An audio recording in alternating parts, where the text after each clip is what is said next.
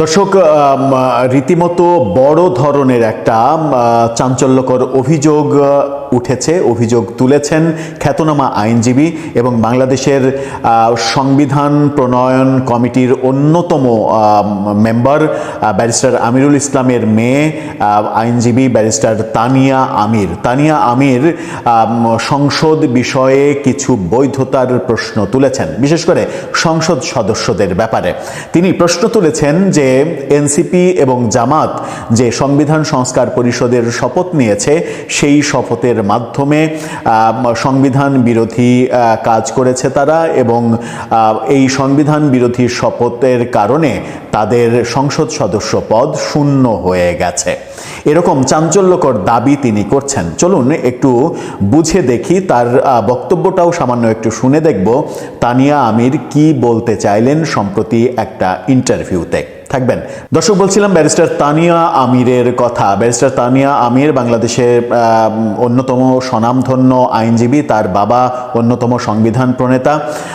যদিও তারা আওয়ামী ফ্যামিলির মানুষ সম্পর্কে আলোচনা করলে সেটা আওয়ামী লীগের আলোচনা হয়ে যাওয়ার সম্ভাবনা আছে, কিন্তু আমরা সেই দৃষ্টিকোণ থেকে আলোচনা করতে চাই না।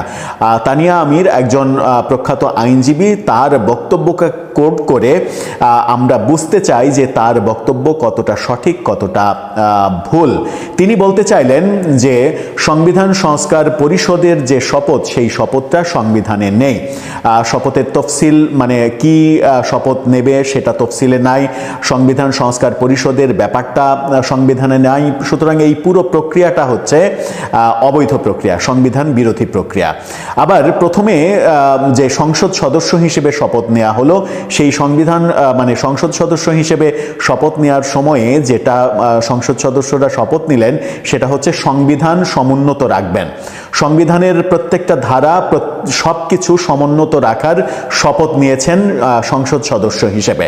যে সংবিধান সমুন্নত রাখার শপথ নিয়েছেন সংসদ সদস্য হিসেবে, সেই সংবিধান বিরোধী অন্য আরেকটা শপথ যখন তিনি নেবেন, তখন সংবিধান সমুন্নত রাখার আগের শপথ ভঙ্গ হয়ে গেল।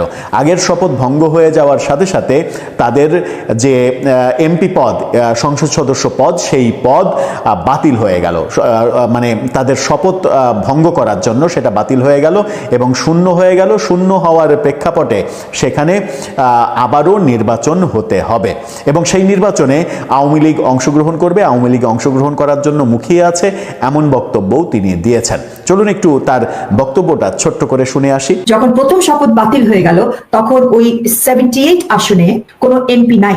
যেহেতু ওখানে কোনো এমপি নাই, ওই আসনগুলোতে বাই ইলেকশন দরকার এবং বাংলাদেশ আওয়ামী লীগ সেখানে পার্টিসিপেট করতে প্রস্তুত। দর্শক, তানিয়া আমির যখন একেবারে স্পষ্ট করে বলছেন যে সংবিধান সংশোধন যে পরিষদ, সাংবিধানিক পরিষদ কিংবা গণপরিষদ, এই পরিষদ হিসেবে সংসদ সদস্যরা যখন শপথ নিলেন, দ্বিতীয় শপথ নিলেন, সেই দ্বিতীয় শপথের সাথে সাথে আগের যে শপথ, সংবিধান সমুন্নত রাখার যে শপথ নিলেন এমপি হিসেবে, সেই শপথের বরখেলাপ হয়ে গেল।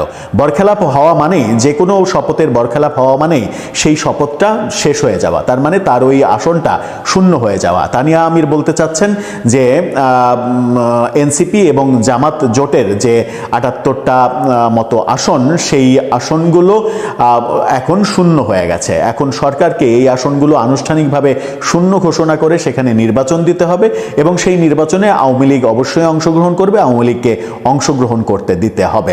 এই কথাটা অনেকটা আওয়ামী লীগের মতো করে কথা, শেষের দিকে অন্তত শেষের অংশটা, যে আওয়ামী লীগ অংশগ্রহণ করার জন্য মুখিয়ে আছে, আওয়ামী লীগ অংশগ্রহণ করবে, অবশ্যই অংশগ্রহণ করবে, এটা একেবারে নিখাদ আওয়ামী লীগের কথা। কিন্তু তার আগের অংশটা তিনি যে বলছেন যে মানে গণপরিষদের যে শপথ, সেই শপথের মাধ্যমে তারা মূলত সংসদ সদস্য হিসেবে সংবিধান সমুন্নত রাখার যে শপথ নিয়েছেন, সেই শপথটা ভঙ্গ হয়েছে।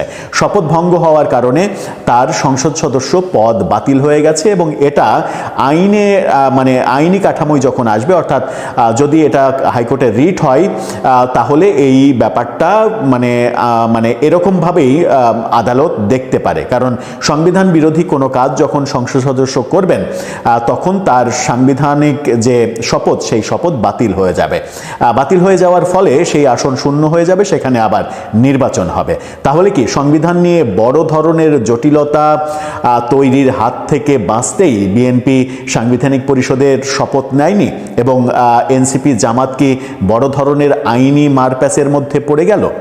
ব্যারিস্টার তানি আমির পরিষ্কারভাবে বললেন, যেহেতু এমন একটা শপথ, তারা দ্বিতীয় শপথটা নিলেন যেটা কোনো সংবিধানের কোনো অন্তর্ভুক্ত না, এবং প্রথম শপথটা নেন হচ্ছে সংবিধান রক্ষার শপথ, কিন্তু দ্বিতীয়টা কিসের ভিত্তিতে নিলেন, যেটা এখন বাস্তব কোনো ভিত্তি নেই, আইনি ভিত্তি নেই, সাংবিধানিক ভিত্তি নেই, তার উপর ভিত্তি করে যখন কি কেউ শপথ নেন, অর্থাৎ সেটা হচ্ছে সাংঘর্ষিক, তাহলে প্রথম শপথটা অকার্যকর হয়ে গেল। তাহলে বলা যায় এই বক্তব্যের আলোকে যে জামাত এবং এনসিপি সহ 11 দলীয় জোটের যে সদস্যরা যে শপথ নিলেন, সেই শপথটা কিন্তু অবৈধ হয়ে গেল। তার মানে কি তারা আর এমপি নন?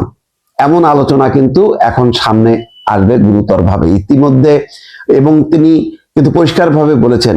এবং এই সাংঘর্ষিক বিষয় যেহেতু সংবিধানে নেই, সালাউদ্দিন আহমেদও কিন্তু বলেছেন যে গণপরিষদের সদস্য হিসেবে যে শপথ নেব, আগে তো গণপরিষদের এই জুলাই সনদ, এই পুরো বিষয়টা সংবিধানের আওতায় এসে সেখানে ঠিক হবে যে এই শপথটা কিভাবে হবে, তারপরে হলো কার্যকর হবে যে এমপিরা যে দ্বিতীয় দফা শপথ নেবেন, সেই শপথের বিস্তারিত দিকটা মানে একটা লিগাল একটা ফ্রেমওয়ার্কের মধ্যে যে আসবে, সেই কারণে কিন্তু বিএনপি এই ধোঁয়াশা বা অস্বচ্ছতার কারণে তারা কিন্তু শপথ নেয়নি, যেটা তানি আমির বলেন। তাহলে কিন্তু এই আলোচনার ভিত্তিতে বলা যায় যে বড় ধরনের একটা আইনি এবং সাংবিধানিক জটিলতার মধ্যে পড়লো, এবং একই সঙ্গে জামাত এবং এনসিপি তারা যেহেতু দ্বিতীয় শপথ নিয়েছে, তার মানে তাহলে প্রথম শপথটা বাতিল হয়ে গেল তাদের, অর্থাৎ এমপি হিসাবে। তাহলে কি তারা আর এমপি হিসাবে থাকতেই পারবেন না? এমন একটা প্রশ্ন কিন্তু ছুড়ে দিলেন ব্যারিস্টার তানি আমির, যেটা নিয়ে এখন অন্য ধরনের একটা বিতর্ক শুরু হবে, অর্থাৎ একটা সংকটেরও যাত্রা শুরু হলো বলে মনে করা যেতে পারে। দর্শক, স্মরণ করে আজকে অনুষ্ঠান শুরু করছি ভাষার মাসে। দুটো শপথ দেখুন, আপনার এই একটা শপথ হচ্ছে যে নির্বাচনটা হয়েছে একটা পদের জন্য, রাষ্ট্রীয় একটি পদের জন্য, সেটাকে মেম্বার অফ পার্লামেন্ট, এমপি, সংসদ সদস্য।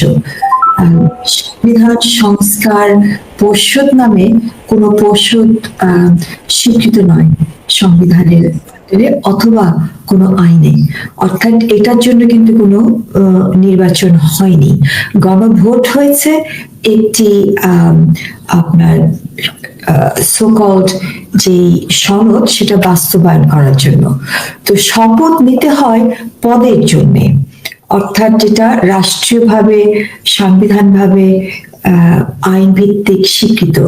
যেহেতু আপনার এরকম সংবিধান সংস্কার পরিষদ বলে কোনো পরিষদই নাই আইনের চোখে, তো এটা শপথ নেওয়ার তো প্রশ্নই আসে না।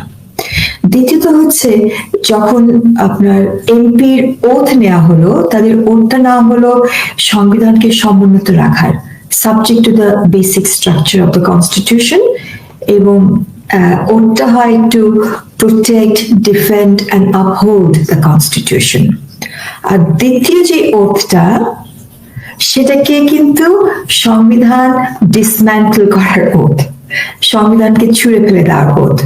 দুটা সাংঘর্ষিক এবং স্ববিরোধী।